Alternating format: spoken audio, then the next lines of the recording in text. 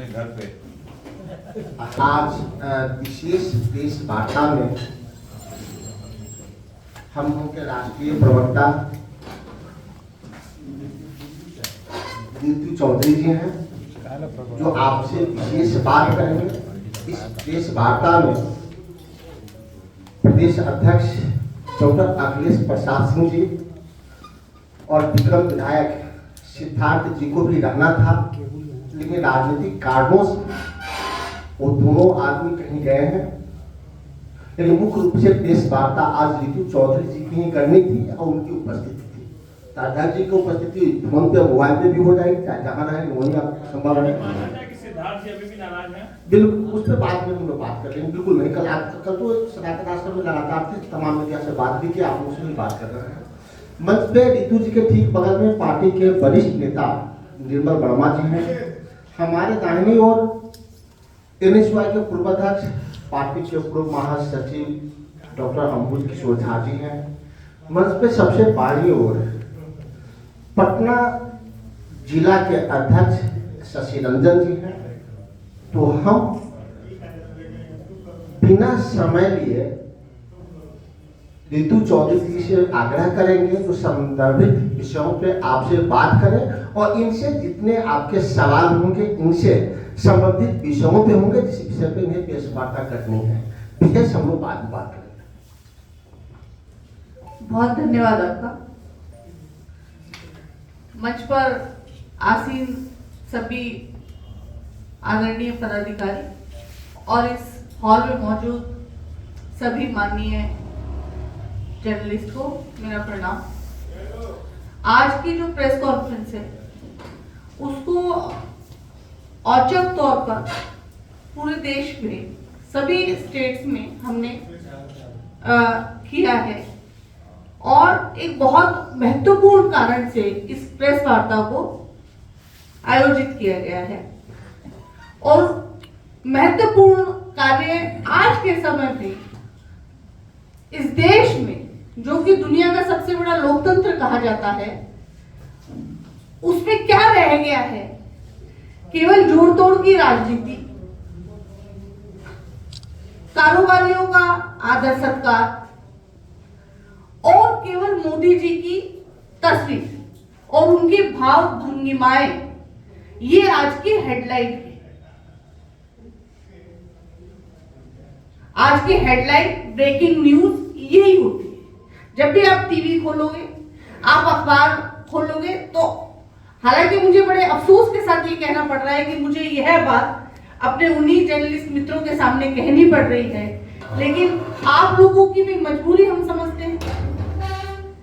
लेकिन चूंकि हम एक राजनीतिक पार्टी है और हमने सालों तक इस देश के ऊपर अपना खून पसीना बहाया है, शहादतें दी, तो इसलिए ये हमारा फर्ज है कि जब इस लोकतंत्र को पैरों तले कुचला जा रहा हो, बड़े बड़े कॉर्पोरेट घरानों के मखमलों के इनके ऊपर कंबल डाले जा रहे हो, इस लोकतंत्र को ढका जा रहा हो, तब हमारा ये कर्तव्य बनता है कि हम अपनी आवाज को बुलंद करें, आपको अपने कर्तव्य अपने फर्ज का एहसास कराएं और वो जनता जो इस लोकतंत्र को बनाती है, वो जनता जो इस देश को बनाती है, वो जनता जो सरकारें बनाती है, वो जनता जो नेता बनाती है, वो जनता जो एक समाज बनाती है, वो जनता जो विश्व पे भारत को एक पहचान दिलाती है, उस जनता को और उस देश के युवाओं को जो इस देश का भविष्य है, आने वाले नेता हैं, आने वाले बड़े बड़े अधिकारी हैं, आने वाले सैनिक हैं, आने वाले देश के रक्षक हैं, उनके लिए हम आवाज उठाएं। ये हमारा कर्तव्य है। उस कर्तव्य का वहन हम बहुत अच्छे से विपक्ष में रहकर पिछले 10 साल से कर रहे हैं। लेकिन बड़ी विडंबना की बात है कि पिछले 10 साल से केवल और केवल विपक्ष पर हमला किया जा रहा है। हम सरकार पक्ष की बात को तो समझते हैं कि सरकार पक्ष जो है विपक्ष पर हमला क्यों करता है, क्योंकि वो डरता है। लेकिन हम इस बात से आहत है कि विपक्ष की आवाज को दबाया जा रहा है, चाहे वो किसी भी प्रकार का जो माध्यम है, चाहे वो मीडिया हो, चाहे वो प्रिंट मीडिया हो, चाहे वो अन्य कोई और माध्यम हो, विपक्ष पर सवाल डाले जाते हैं। सवाल ये होना चाहिए जो आज हमारी प्रेस कॉन्फ्रेंस इस चीज के बारे में, आपने देखा होगा कि मोदी जी बड़े चाव से फौजी की वर्दी पहनकर और फोटो सेशन कराते हैं और फिर वो फोटो को वो वायरल कर दिया जाता है। लोग बड़े खुश होते हैं, जो उनके फोटो को जो है रीट्वीट किया जाता है कि कितने सुंदर लग रहे हैं, कितना तेज है, ये भारत का शेर है, ये सिंह है, ये है, वो है। किस लिए? क्योंकि उन्होंने फौजी की वर्दी पहनी है,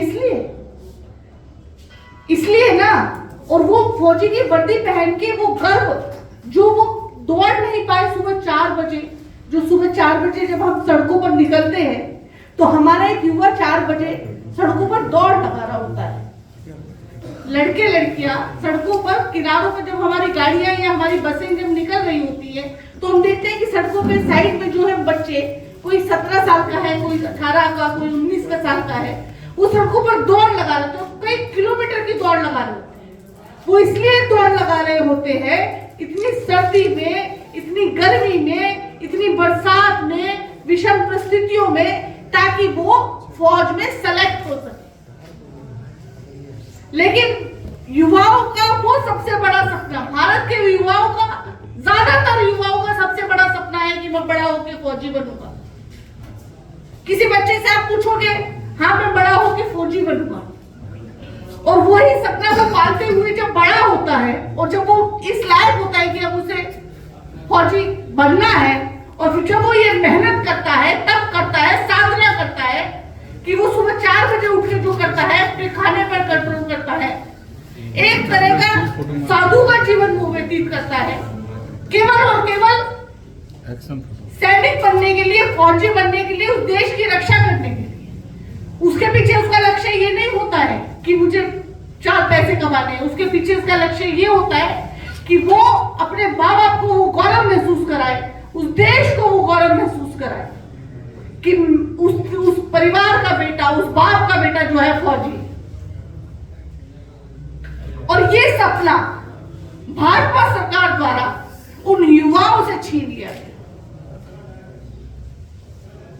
क्यों छीन लिया गया? क्योंकि औचक फैसले, सनसनी फैलाना, बेतुके, बिना किसी की सलाह के, ना थल सेना के अध्यक्ष से सलाह लेते हैं, ना वायु सेना के अध्यक्ष से सलाह लेते हैं, ना आर्मी जनरल से सलाह लेते हैं, ना नेवी से सलाह लेते हैं, और फैसला कर लेते हैं कि अचानक से अग्निवीर योजना को लाया जा रहा है।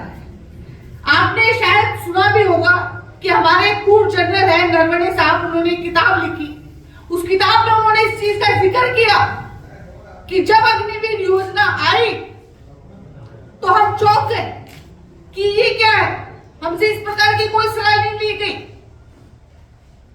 और अचानक से हमारे ऊपर ये फैसला थोप दिया गया और युवाओं के वो सपने चकनाचूर कर दिए गए, लाखों युवाओं के सपने। 2019 से लेकर 2022 तक करीबन 1.5 लाख से ज्यादा युवाओं ने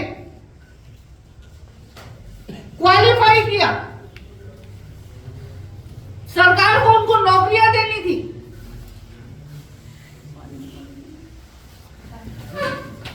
लेकिन अग्निवीर स्कीम को लाकर उनके ऊपर थोप दिया गया और उनकी नौकरी खा गए, उनका सपना खा गए, उनका सपना चकनाचूर कर दिया। ये मोदी सरकार जो कभी भी युवाओं की ना सगी रही है, ना युवाओं की हितैषी रही है, केवल और केवल युवाओं के सपनों को चकनाचूर करने का काम इस सरकार ने किया। उसके बाद जब राहुल गांधी जी भारत जोड़ो यात्रा निकालते हैं तो उसमें यह फैसला लिया जाता है कि युवाओं को न्याय दिलाने का काम हम करें। हम जय जवान के नाम से भारत जोड़ो यात्रा में हमने एक प्रोग्राम शुरू किया। उसके तहत हम युवाओं को जिनको हाशिए में रख दिया गया, जिनकी नौकरी को, जिनके सपनों को मोदी जी ने चकनाचूर किया, उनको न्याय दिलाने का काम जो है वो राहुल गांधी जी ने उसका संकल्प लिया।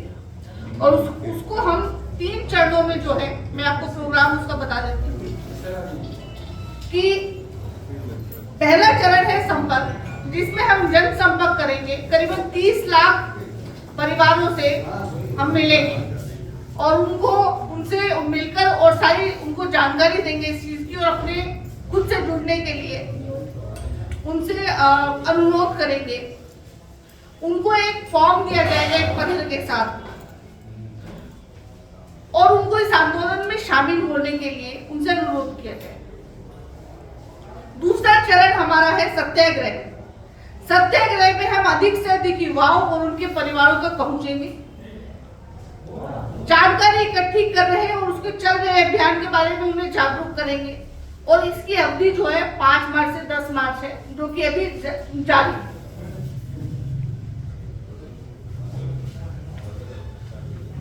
तीसरा चरण जो हमारा है वो है न्याय यात्रा, जिसमें हम पदयात्रा करेंगे और सभी जिलों में 50 किलोमीटर तक की यात्रा हम निकालेंगे, और ये 17 मार्च से 20 मार्च तक चलेगा। और इसमें ज्यादा से ज्यादा लोगों को हम जोड़ेंगे। इसमें हमारे साथ वो युवा तो है ही, वो 1.5 लाख युवा जिनके सपनों को कुचला गया, वो युवा तो है ही। इसके अलावा हम 30 लाख लोगों को और जोड़ने का इसमें प्रयास करेंगे, ताकि उन युवाओं को न्याय मिल सके। और इसमें हमारी मांग ये है कि अग्निवीर योजना को सिरे से खारिज किया जाए, और जो हमारी ओरिजिनल जो व्यवस्था है उसको बहाल किया जाए। दूसरा, जिन युवाओं 1.5 लाख युवाओं को जिनको नौकरी मिलनी थी और उनकी अभी तक जो है पोस्टिंग नहीं हुई है, उनको उनकी नौकरी पर वापस लिया जाए। ये हमारी 2 मुख्य मांग है। इसके अलावा मैं अपने साथियों से अनुरोध करूंगी कि वो इसमें 2 शब्द कहें अग्निवीर योजना के बारे में, और आपसे भी अनुरोध करूंगी कि केवल हमारे सवाल जो है वो अग्निवीर योजना से संबंधित रहे, तो हमारे लिए अच्छा रहे। कोई सवाल अगर आपको अग्निवीर से संबंधित है तो? जी, राहुल गांधी भारत जोड़ो न्याय यात्रा कर रहे हैं, लेकिन बिहार कांग्रेस के विधायकों को नहीं जोड़ पा रहे हैं। सब अलग अलग छटक गए हैं। 16 विधायक हैदराबाद में, बाकी विधायक पटना में।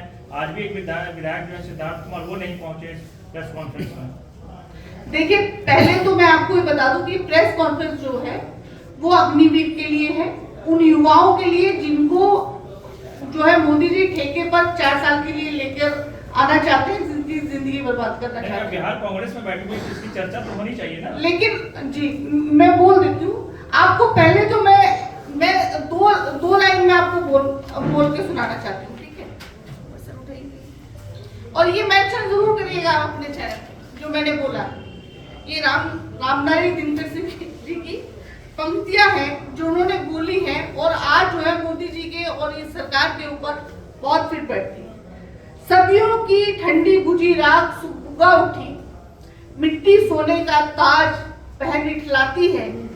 2 राह समय के रथ का घर घर नाद सुनो, सिंहासन खाली करो कि जनता आती है।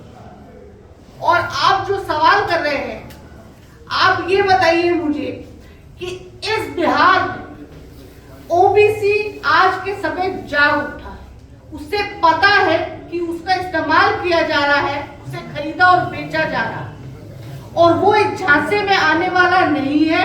वो केवल और केवल अपनी अस्मिता के लिए लड़ेगा, और उसकी अस्मिता के लिए जो पार्टी लड़ रही है उस पार्टी के साथ खड़ा होगा, और वो केवल और केवल कांग्रेस पार्टी है, खरीद फरोख्त करने वाले लोग नहीं।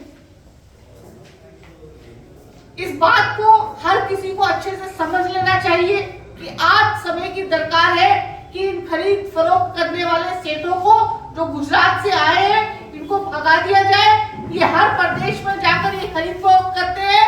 ये ओबीसी का सम्मान, ये ओबीसी का अपमान है, ये SC ST का अपमान है, इस देश की जनता का अपमान है, उस लोकतंत्र का अपमान है और ये जनता बहुत अच्छे से समझ चुकी है। आप जवाब दे देते हैं। चूंकि आपने सवाल सादर नहीं किया है, कल प्रदेश मुख्यालय में हमारे प्रदेश अध्यक्ष जी थे, हमारे विक्रम विधायक सिद्धार्थ जी थे और तमाम आप मीडिया साथियों से बात किए और आज के प्रेस कॉन्फ्रेंस में मैंने कहा था और आमंत्रण भेजा था, उसमें मैंने लिखा था कि इस प्रेस कॉन्फ्रेंस में अध्यक्ष जी और सिद्धार्थ जी भी उपस्थित रहेंगे, लेकिन राजनीतिक चहलकदमी इन दिनों बिहार में तेज है, जिस कारण से प्रदेश अध्यक्ष जी और हमारे विधायक जी के साथ किसी आवश्यक काम में चले गए, इसलिए प्रेस वार्ता सिर्फ रितु जी से ही संबंधित रहा। ठीक है। धन्यवाद।